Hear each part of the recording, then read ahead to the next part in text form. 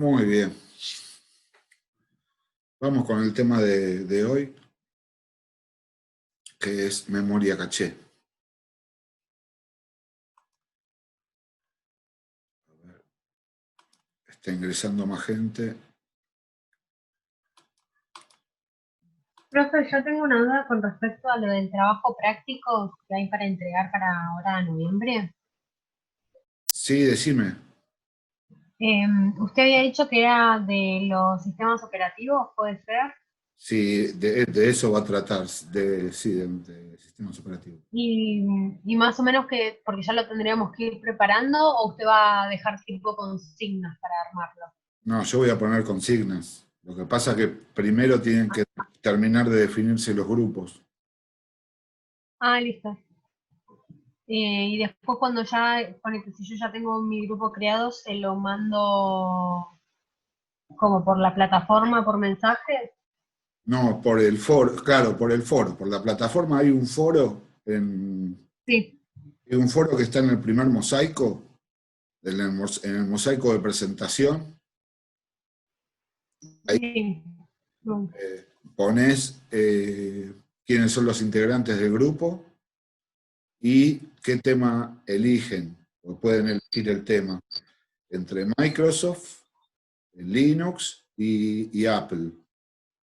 Listo, perfecto. Pero eso, yo ya, por ejemplo, el jueves que viene ya cierro todo y ya estaría subiendo el trabajo práctico, así ya lo tienen. O sea que los grupos que, o sea, si para el jueves que viene hay alguien que todavía no armó grupo, va a tener que resolverlo en forma individual. Y el tema que les tocó, les va a tocar un tema aleatoriamente. Eh, en cambio, esto, Aún no elige perdón, ¿me podés volver a decir? que si nosotros tipo, si yo puedo elegir Microsoft o es aleatorio para todos. No, los que están formando, quienes están formando grupos ahora, pueden elegir el tema. Les queda esta semana para hacerlo. Si quien todavía no formó o de repente quiere hacerlo en forma individual también, hay alguna gente que me puso que lo va a hacer en forma individual y eligió el tema, listo, no hay problema, ya tiene ese tema.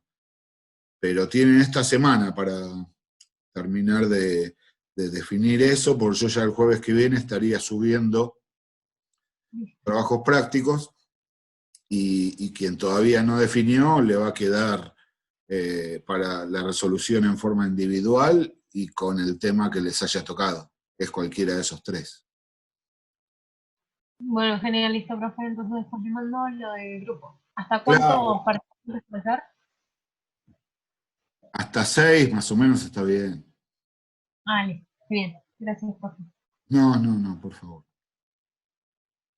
Ah, todavía sigue entrando gente. A ver.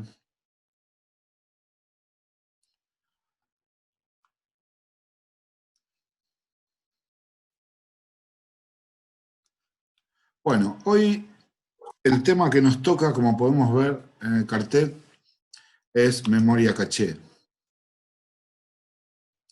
Eh, no sé si recuerdan, en las primeras clases, cuando vimos el tema memoria principal, uno de los conceptos que vimos fue el concepto de tiempo de acceso a memoria. ¿Recuerdan? El tiempo de acceso a memoria es el tiempo que transcurre mientras, entre que se direcciona una memoria y la memoria pone en sus salidas el contenido de las direcciones a las que se quería acceder, tanto sea en una operación de lectura como escritura, o sea, hasta que se hace la lectura o hasta que se hace la escritura. Desde que se direcciona hasta que se realiza la acción, ese tiempo, a ese tiempo se lo llama tiempo de acceso. Y está definido en nanosegundos. Cada modelo de memoria RAM tiene un propio tiempo de acceso. Esto varía de acuerdo a modelo, a fabricante y demás. Y ronda, así son unos cuantos nanosegundos. 12, 15, 10 nanosegundos. O sea, depende del tipo de memoria, de la marca y demás. Eso por un lado. Por otro lado, también vimos ejecución de instrucciones. ¿Se acuerdan cuando vimos los bloques funcionales? No, los bloques funcionales, perdón. El ciclo de una instrucción, cuando vimos el ciclo de una instrucción, que una instrucción necesita 4 pulsos del oscilador para poder realizarse.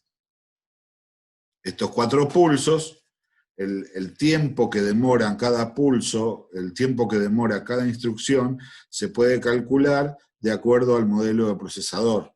Habíamos puesto un modelo de procesador X y habíamos visto que aproximadamente cada instrucción tardaba en ejecutarse unos 2 nanosegundos. Pero bueno, esto depende del modelo de procesador, ¿no? Vuelvo a decir. Pero, Buenas tardes. ¿qué tal? Buenas tardes. Esto como para tener una idea.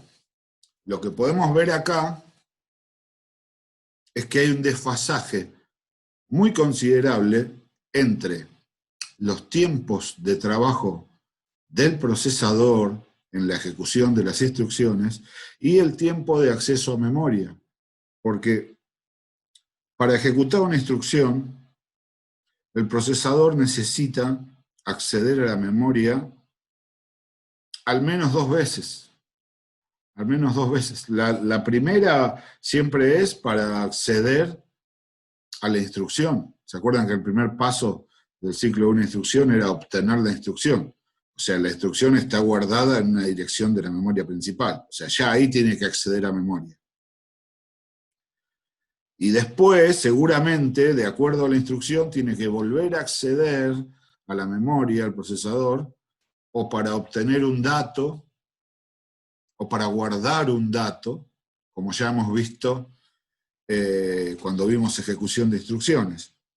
Entonces estamos hablando que, por lo general, el procesador necesita acceder 2 veces en la ejecución completa de una instrucción.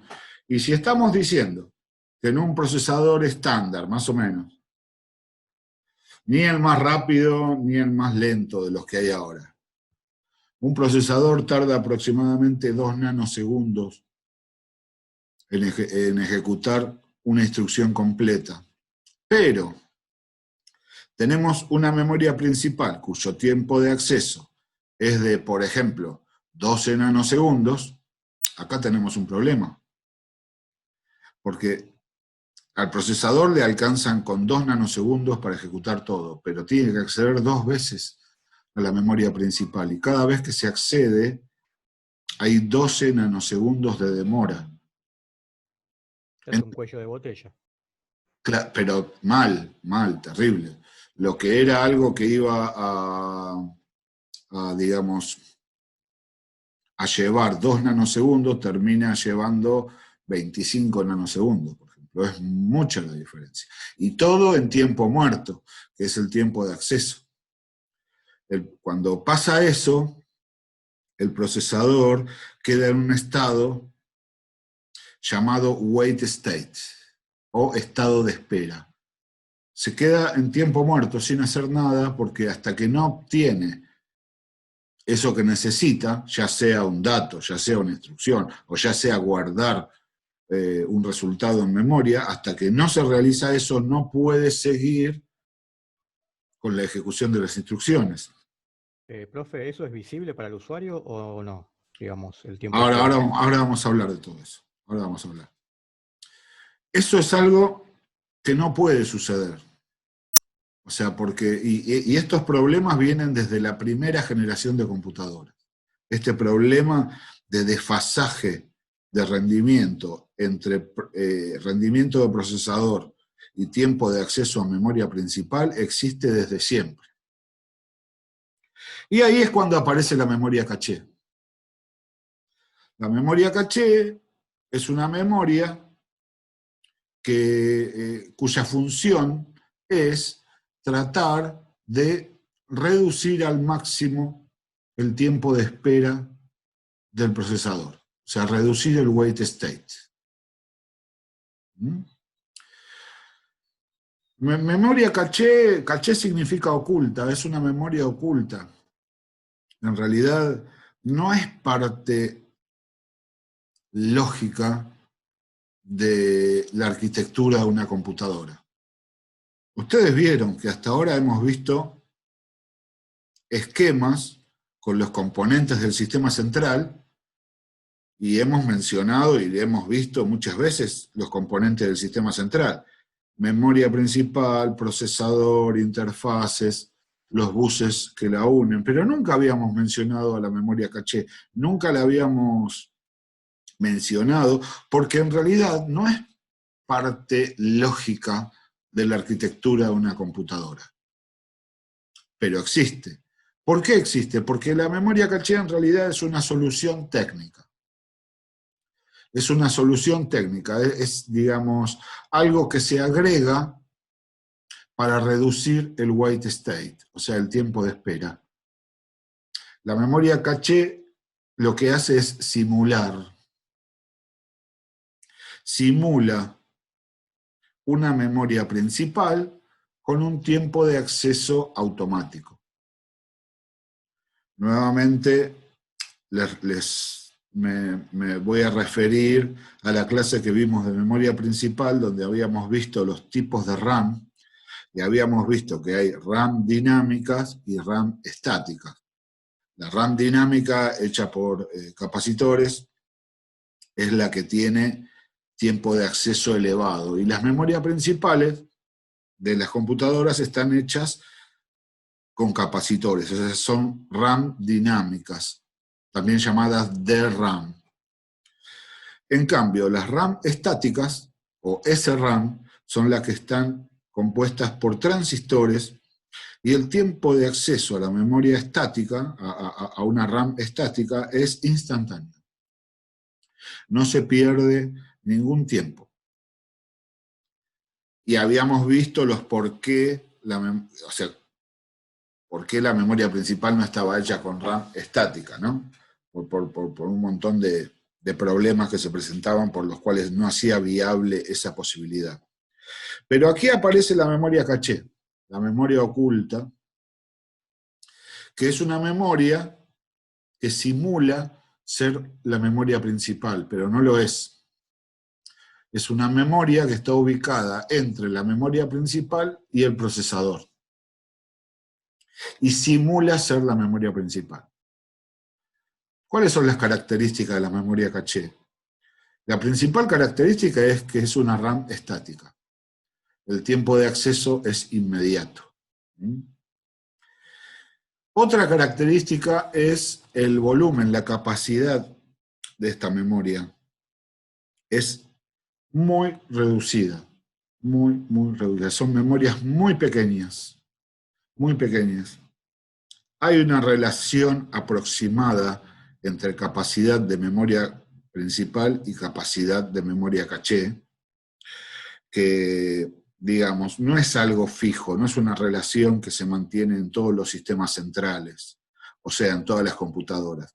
Puede variar un poco más, un poco menos, pero aproximadamente la relación entre memoria principal y memoria caché es de 1000 a 1. O sea, la memoria caché tiene aproximadamente la milésima parte de capacidad de la memoria principal. ¿Esto qué significa? Que si, por ejemplo, tengo una memoria principal de 8 GB, de 8 GB RAM, eso significa que seguramente la memoria caché que tengo es de 8 MB RAM, o sea, una milésima parte de la memoria principal. Por cada registro que yo tengo en la memoria caché, tengo 1000 registros aproximadamente en la memoria RAM. O sea, la diferencia de capacidad es enorme, es de 1000 a 1. ¿Esto se entiende? Entonces, ¿cómo es que trabaja la caché? La caché lo que hace en sus pocos registros es copiar el contenido de la memoria principal en ella. Pero, ¿qué contenido? Si en realidad la caché tiene aproximadamente una milésima parte de capacidad con respecto a la principal. Y copia muy pocos registros. O sea, cada 1000 registros puede copiar uno, más o menos. Pero, una vez que se copian, cuando el procesador tiene que acceder a memoria principal, el mecanismo es que primero accede a la memoria caché, en realidad. Y si encuentra lo que estaba buscando el procesador, tanto sea una operación de lectura, de escritura, la que sea, si la encuentra en la memoria caché, no necesita acceder a la memoria principal. Y con eso, ¿qué se ganó? Que en vez de perder un montón de nanosegundos en el tiempo de acceso a la memoria principal, no se perdió nada de tiempo porque se pudo acceder a la caché y ahí encontró el procesador lo que necesitaba. De ese modo, evitamos el wait state. El procesador no se queda en tiempo de espera. ¿Se entiende hasta ahora lo que voy diciendo? Sí, sí. Sí, profe. Ahora uno dice, pero la verdad que hay que tener mucha suerte. Si yo tengo una milésima parte de la memoria principal en la memoria caché, hay que tener mucha suerte para saber cuáles son los registros, las direcciones de memoria principal que tengo que copiar en la caché para que cuando el procesador necesite acceder a ella, la encuentre directamente en la caché. O sea, estamos hablando de 1000 a 1. Y sin embargo, esto se logra aproximadamente entre un 94 y 96% de las veces que el procesador desea acceder a memoria. ¿Se entiende? O sea, de 100 veces que tiene que acceder el procesador a la memoria principal, aproximadamente en un 94, 95, 96 veces, eso a lo que quería acceder el procesador lo va a encontrar en la caché. Y eso permite zero white state, o sea, el concepto de zero white state, que significa que el procesador no se queda en tiempo de espera.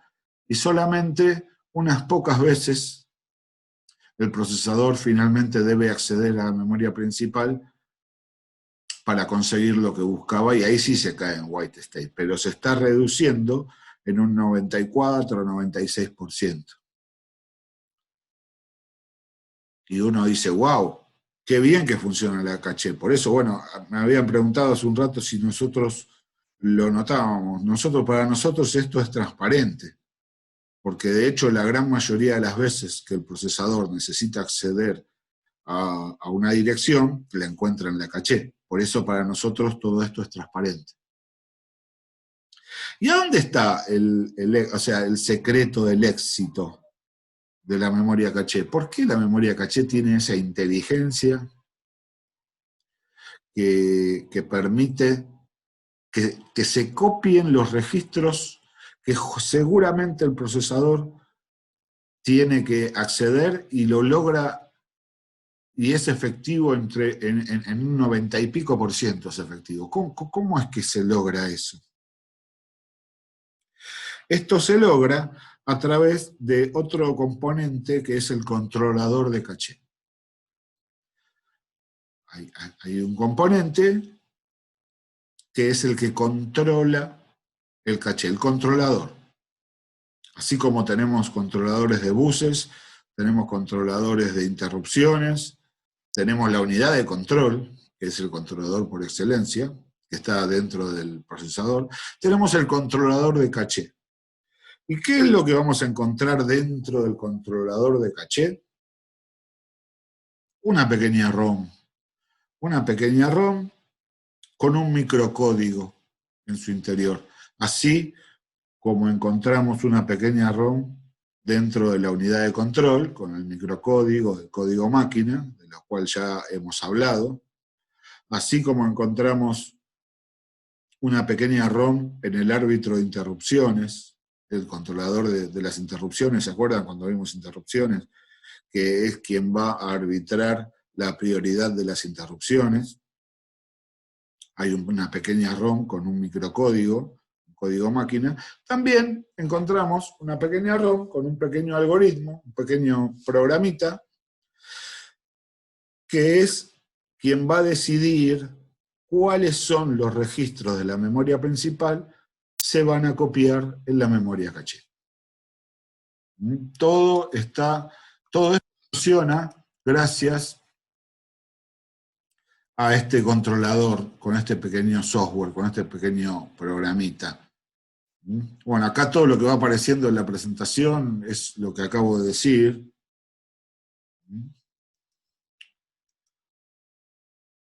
Y acá la pregunta que aparece dice, ¿cómo puede asegurarse que en la caché se almacenan las instrucciones y los datos a los que en el corto plazo accederá el procesador? En el controlador de caché, el programita que está dentro de esa ROM, digamos, está escrito de forma tal que se basa en los principios de proximidad. Utiliza los principios de proximidad. Y hay dos principios de proximidad. Principio de proximidad temporal y principio de proximidad espacial. O sea, proximidad temporal es proximidad en el tiempo. Y proximidad espacial es proximidad en el espacio. ¿Y qué dicen estos principios? El principio de proximidad temporal dice que si el procesador necesita acceder a cierto registro de la memoria principal, es altamente probable que en el corto lapso, en el corto plazo, o sea, en muy poco tiempo, el procesador vaya a acceder nuevamente a ese registro. Ese es el principio de proximidad temporal. Si el procesador accedió a ese registro, seguramente en muy poco tiempo va a acceder otra vez. ¿Y cómo es que pasa eso? Y sí, imaginemos, los programas, las aplicaciones y demás, muchas veces las rutinas donde están las instrucciones de los programas están circunscritas en una sentencia repetitiva, donde tenemos una sentencia que se va a repetir, una serie de sentencias, un bloque de código que se va a repetir una cantidad definida de veces. Eso ustedes ya lo saben de programación. Entonces, fíjense, cuando se ejecuta una línea de instrucción, esa línea de instrucción, si está dentro de un for, vamos a suponer, esa línea de instrucción se va a repetir n veces. O sea, la cantidad de veces que se va a repetir el for. ¿Se entiende? Entonces tiene cierta lógica el principio de proximidad temporal. ¿Me siguen? Sí, profe. Buenísimo. Y después está el otro principio, que es el principio de proximidad espacial, o sea, en el espacio, que dice lo siguiente. Cuando el procesador accede a una dirección de memoria, es altamente probable que el procesador vaya a acceder a las direcciones de memoria más cercanas a esta a la que se accedió. ¿Se entiende? A las que están cerquita. Y de hecho, ustedes han visto que las instrucciones de un programa, hechas, o sea, transformadas a código máquina, están puestas en la memoria en forma secuencial, una detrás de otra, así en orden. ¿Se entiende? O sea, están cercanas una detrás de otra. Bueno, el principio de proximidad espacial me dice justamente eso. Si el procesador va a acceder a una dirección de memoria, lo más probable es que vaya a acceder a las direcciones que están cerca de ella. Con esos dos principios, con el de proximidad temporal y proximidad espacial, el procesador, mejor dicho, el controlador de caché logra reducir el wait state en más de un 90%. Logra que cuando el procesador de 100 veces que tiene que acceder a la memoria, 90 y pico de veces lo encuentra en la caché y el resto tenga que ir a la memoria principal. Y ahí caemos en white state. El white state va a existir siempre, pero está altamente reducido gracias a la memoria caché y al controlador de caché. ¿Está? ¿Se entiende esto, gente? Ahí están los criterios. Principio de proximidad temporal. Principio de proximidad espacial. Unos ejemplos. Estos principios no solamente se usan para el controlador de caché, se usan en un montón de órdenes de cosas. Por ejemplo, cuando yo voy a abrir un archivo en Word, ¿qué carpeta se me abre? Por lo general se me va a abrir la última carpeta que yo usé. ¿Por qué? Porque eso es principio de proximidad temporal. Si yo accedí a los documentos de esa carpeta, significa que en el corto lapso es altamente probable que vuelva a acceder. Y también está el principio de proximidad espacial, porque se me abre toda la carpeta, se me abre el archivo, o sea, no solamente puedo acceder al archivo donde que usé por última vez, sino a todos los que comparten esa misma carpeta. Eso es principio de proximidad espacial. Yo voy en cualquier aplicación, voy a abrir archivos y me aparecen una lista de todos los últimos archivos a los que accedí. El algoritmo que me prepara eso, que me muestra esos archivos, está usando los mismos principios que usa el controlador de caché para elegir qué registros se van a copiar desde la memoria principal a la memoria caché. ¿Estamos? Entonces, vamos a ver cómo funciona la memoria caché.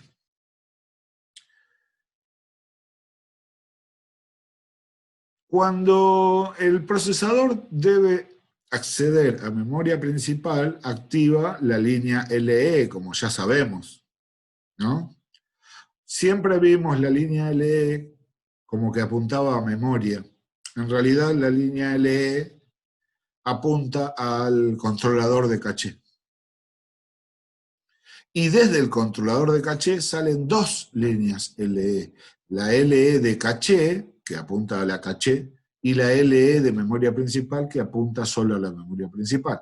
Entonces, el controlador de caché intercepta la dirección de memoria a la que quiere acceder el procesador. ¿Y qué es lo que va a hacer? Va a verificar si la copia de esa dirección se encuentra en la caché. Si la encuentra, se produce un hit o acierto. No se perdió nada de tiempo y anda todo perfecto. Si no la encuentra, se produce un miss o fallo. Entonces el controlador desactiva la LE de caché y activa LE de memoria principal y se sigue, digamos, la ejecución de la instrucción de la forma que ya conocemos, pero al haber habido un miss o fallo, hubo white state, porque se demoró todo el tiempo de acceso a memoria principal. ¿Está?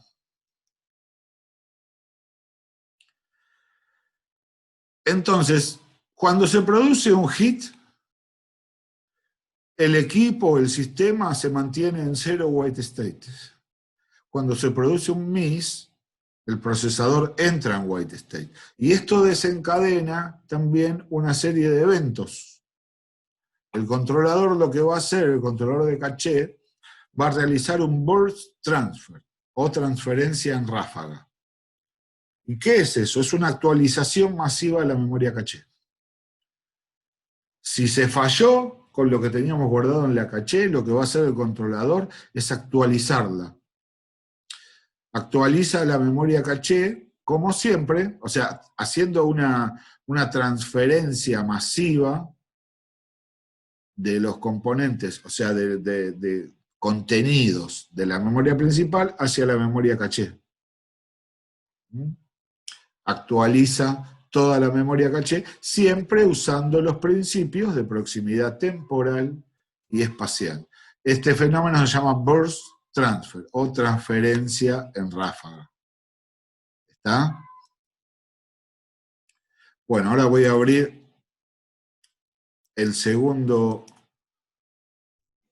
PowerPoint, donde tengo un grafiquito que muestra cómo funciona esto que acabo de decir. Profe, mirá que nos queda 6 minutos. Sí, bueno, cualquier cosa cuando se acerca cortamos y después cualquier cosa retomamos. Gracias, Amalia. Dale. A ver, funcionamiento de la caché. A ver, así es como es el diagrama verdaderamente, ¿ven? Acá tenemos el procesador tal como lo conocemos, la memoria principal tal como la conocemos, pero acá aparecen nuevos componentes de los cuales no habíamos hablado. Acá está la memoria caché, que como dijimos, está entre la principal y el procesador, y acá está el chip controlador de caché. Podemos ver que la línea LE en realidad apunta al controlador de caché. Y desde el controlador sale la LE de caché y la LE de memoria principal. Podemos ver que la línea de datos, así como va la memoria principal, también pasa por la memoria caché. Y la línea de direcciones, además de apuntar a la memoria principal, también está apuntando a la caché. Alguien me puede decir, pero profe, hasta ahora nos estuvo engañando, entonces todos estos meses que estuvimos viendo estos diagramas eran toda una mentira. Y la respuesta es sí y no. Porque, a ver,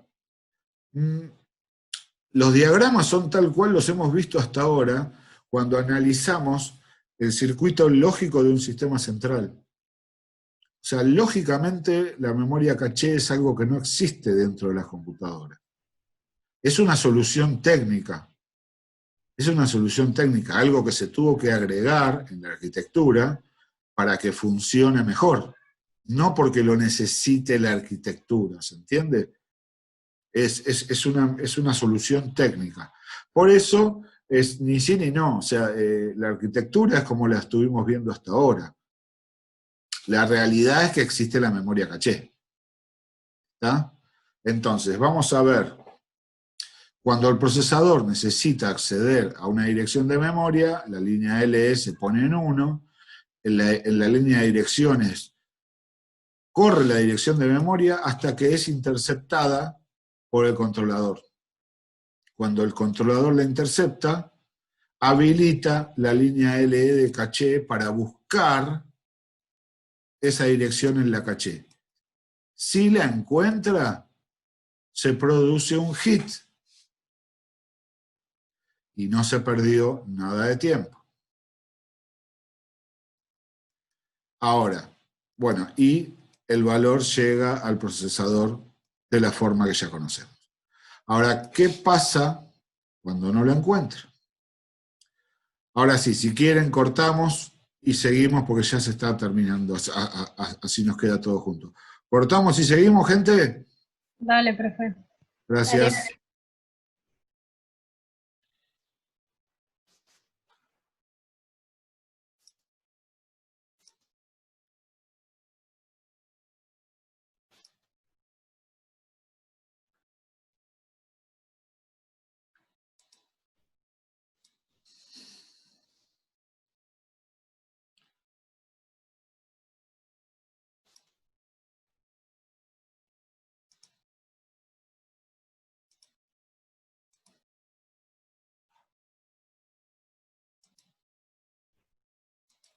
Ahí sigue entrando gente.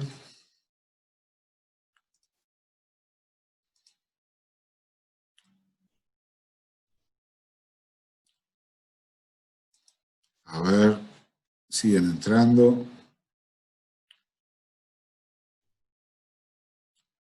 Ahí vamos. Entonces, ahora vamos a ver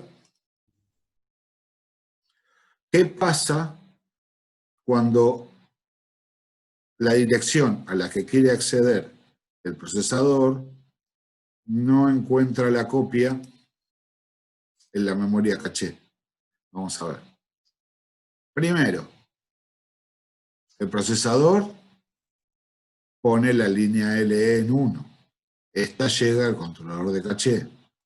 La dirección va por la línea de direcciones y es interceptada por el controlador. O sea, arranca igual que la otra. El controlador lo primero que va a hacer es habilitar la línea LE para la caché y deshabilitar la línea LE para memoria principal. Entonces la dirección trata de apuntar a la caché y no lo encuentra. Se produce un miss o fallo. Cuando se produce un miss, ¿qué sucede? Lo primero que va a hacer el controlador es deshabilitar la LE de caché y habilitar la LE de memoria principal. Entonces, esta dirección va a apuntar a la memoria principal, así tal cual lo conocemos nosotros, y una vez que apuntó el contenido, y este contenido es leído, suceden dos cosas al mismo tiempo. Se produce un burst transfer, o sea, la transferencia en ráfaga, una transferencia masiva del contenido de la memoria principal hacia la memoria caché, siempre teniendo en cuenta los principios de proximidad temporal y proximidad espacial. Y al mismo tiempo se va a hacer la lectura tal cual ya la conocemos nosotros. Ese valor que estaba en el contenido de esa dirección llega al procesador. Ese es el movimiento que hace la memoria caché. ¿Preguntas? ¿Dudas? ¿Se entendió el funcionamiento de la caché? Sí, profe, yo lo entendí. Bueno. Sí, profe, se entendió. Le hago una consulta. En los procesadores lo que veo yo últimamente es que hay niveles, nivel 1, 2 y 3 de caché. Siempre existieron los niveles de caché. En todas las generaciones siempre hay niveles de caché. Todos funcionan de la misma manera, pero ¿a qué diferenciaría? En realidad, hoy cambió la arquitectura. Eso lo vamos a ver bien cuando veamos procesadores, cuando veamos el tema de los multinúcleos. Vamos a ver que, por ejemplo, ahora el caché nivel 1 está asociado directamente a un núcleo del procesador. ¿Se entiende? Y las otras capas de caché trabajan con todo el procesador, no solamente con un núcleo, ¿se entiende? Pero el nivel 1 sería específico para algo, una tarea en particular. Claro, pero esto ya sucedía hace 20 años y más también, o sea, cuando los procesadores no tenían un núcleo solo, o sea, y habían 2 e incluso 3 niveles de caché. El primer lugar físico, hablando del universo PC, el primer lugar físico donde donde estaban las memorias caché, era en el motherboard. Era un chip, así como el chip ROM y demás, que estaba inserto en el motherboard y ahí estaba Trabajaba como caché. Ahora está el Optane, el Intel, que Era, trabaja de la misma manera. era la memoria caché, no era que trabajaba, o sea, era la memoria caché, estaba en el motherboard. A medida que fueron evolucionando los componentes de hardware, empezaron a aparecer niveles de caché dentro mismo del chip del procesador. ¿Se entiende? Que esto no quiere decir, que esto a veces lleva a la confusión, pero mucha gente piensa que la memoria caché es parte del procesador. Y eso es un error. La memoria caché no es un componente del procesador. Tampoco es un componente de la memoria principal. No es ni una cosa ni otra, es una solución técnica. Pero viene incorporado en el procesador. Físicamente. Ok. Físicamente, pero no lógicamente. La memoria caché no es parte del procesador. Está dentro del chip, o sea, simplemente la cambiaron de lugar, ¿se entiende? Lo que es importante es entender que la memoria caché no es parte del procesador y no es parte de la memoria principal. En realidad, la antememoria o memoria caché o memoria oculta es una solución técnica que existe para salvar el white state, pero no es parte del sistema lógico de la arquitectura de una computadora. Y Sí, no no es parte no es parte de la memoria, de la memoria central, digamos, es parte de la memoria principal. la principal. En la memoria principal. Simula, o sea, lo que hace es copiar ciertas cosas para que el procesador acceda más rápido, nada más. Es una solución técnica, nada más que eso. Que cumple a la perfección. Se cumple a la perfección. Y físicamente se fue mudando el lugar. Primero estaba solo en el motherboard, después quizás estaba al nivel 1 en ciertos procesadores Intel, por ejemplo en el DX400, había el nivel 1 de caché, estaba dentro mismo del procesador y seguramente en el motherboard había un nivel 2. En los Pentium, los primeros Pentium,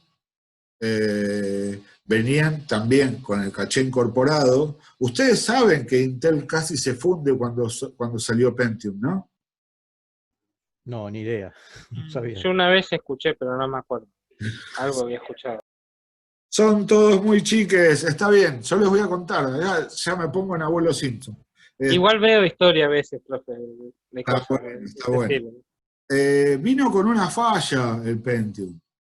¿Algún documental que nos pueda recomendar? ¿Qué? ¿Algún documental que nos pueda recomendar? Las clases del profe Robert. Sí, ya somos fans. Sí, ya, otra no les queda. Otra no. Nos seguimos en YouTube. Sí. Lo vi. Eran unos que tenían peor rendimiento que el original o algo así. No, lo que pasa, no, el asunto fue así. Habían dos problemas con los primeros chips de Pentium. No le funcionaba bien el punto flotante, el coprocesador matemático que se terminó incorporando al procesador, o sea, y no le funcionaba la caché. No funcionaba la caché y, digamos, si vos comprabas una computadora que tenía dos niveles de caché, una en el procesador, en el Pentium, y el nivel 2 en el Mother, tenías que reconfigurarla para tener un solo nivel de caché en el Mother, porque no reconocía el caché que estaba en el procesador. Y la gente empezó a exigir que se cambie, o que devuelvan la plata, o que cambien al procesador por uno que tuviera el caché incorporado. Y a Pentium no le quedó otra que hacerlo, porque le llovían demandas ultramillonarias de todo el mundo.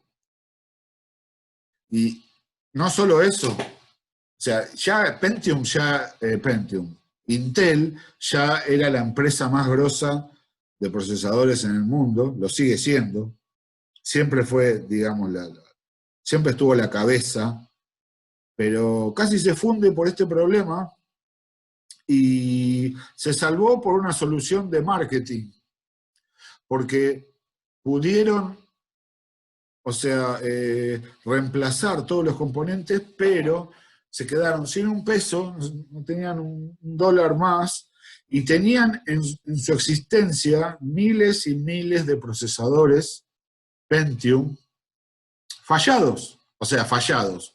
Los procesadores funcionaban, no era que no, los procesadores funcionaban bien, nada más que no tenían caché.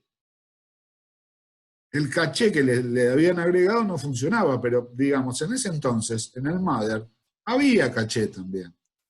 Entonces, y así es como que a uno de los,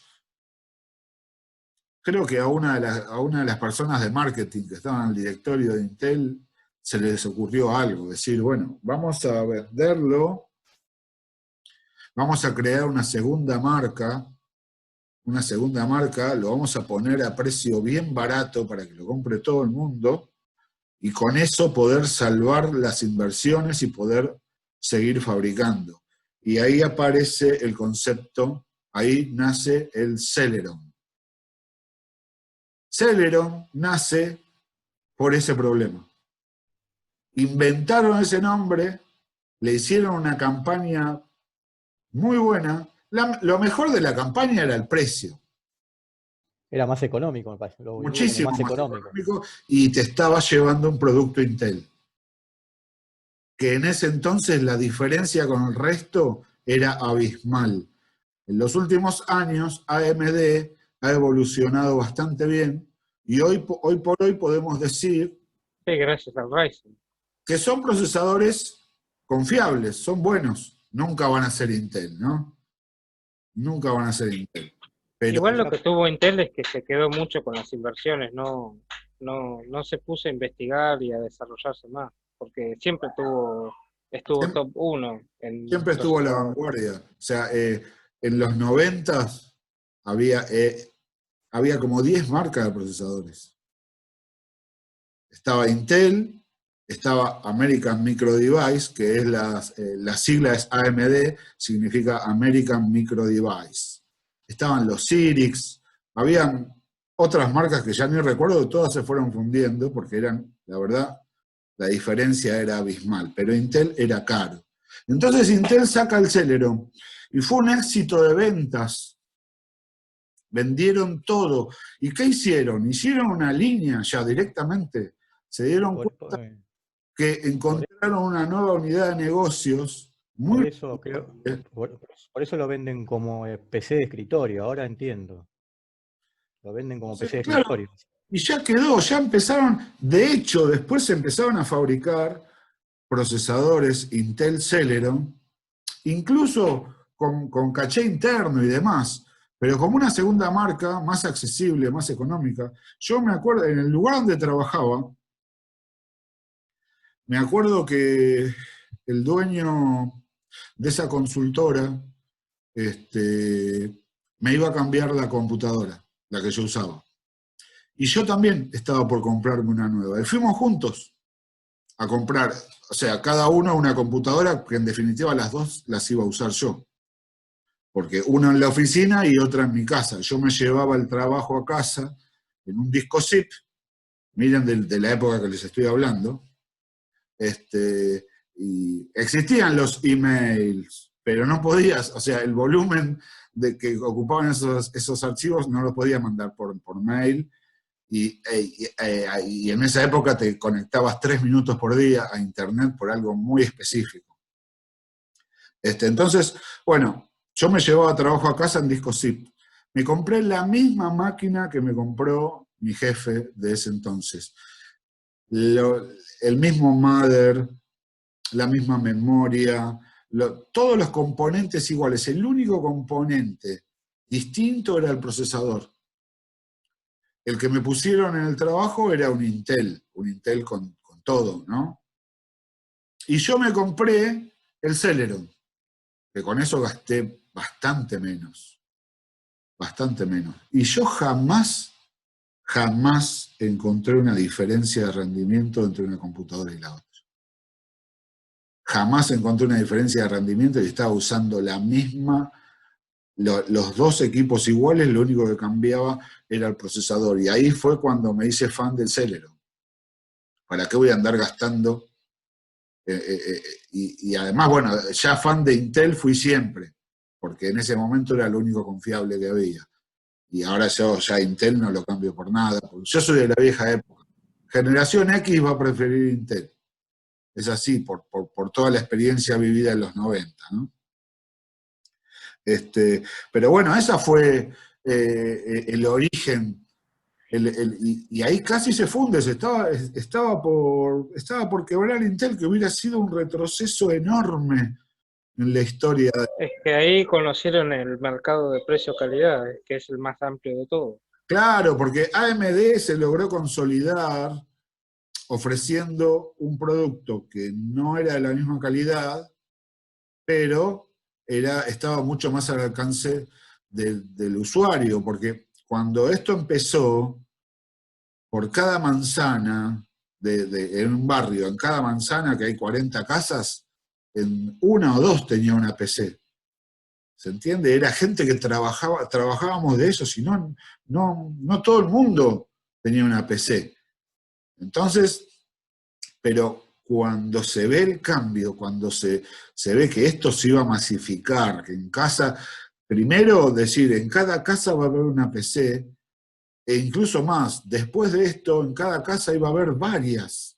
O sea que una persona podía llegar a tener más de un dispositivo. Una persona, no una familia. Una persona, que en una casa quizás hay 5 PCs, ¿entiende? Eso en los 90 era totalmente inimaginable. Era inimaginable. Pero ¿quién pudo ver eso? ¿Quiénes fueron los visionarios? Uno de los que lograron ver esto fue AMD. O sea que ellos eran conscientes de que ofrecían un producto de menor calidad, pero competían con los precios. Competían con los precios y de hecho vendían más cantidad de procesadores AMD que Intel. Intel quedaba para los profesionales, para los que lo buscaban para cierta... Lo siguen haciendo con las Pero es placas de así, video, lo es hacen así. ahora. O incluso, bueno, hoy en día, por ejemplo, la notebook que yo uso, bueno, el procesador es Intel, ¿no? Eso, pero la tarjeta gráfica que tengo es AMD, es una Radeon. O sea, tenés una mezcla de las dos. ¿Por qué? Porque andan bien. Porque andan bien, digamos, y así pudo subir AMD y estar digamos, como la segunda marca y no tiene nada que envidiarle hoy en día a Intel. Además ha hecho desarrollos excelentes, está creciendo cada vez más. Pero nada, es un poco de la historia. Y pensar que Intel eran dos pibes que hacían microchips, que no sabían bien qué uso darle, habían diseñado un microchip que era el 8088, que se usaba para cosas muy sencillas. Se los vendían a municipios, que le compraban ese chip para controlar semáforos, cruces de avenidas con semáforos para eso. Y cuando empiezan a armar las primeras PC, aprovecharon, o sea, se dieron cuenta que esos chips eran buenos, o sea, servían. Y ahí fue, o sea, cuando empiezan a hacer, o sea, no es que la PC nació sola.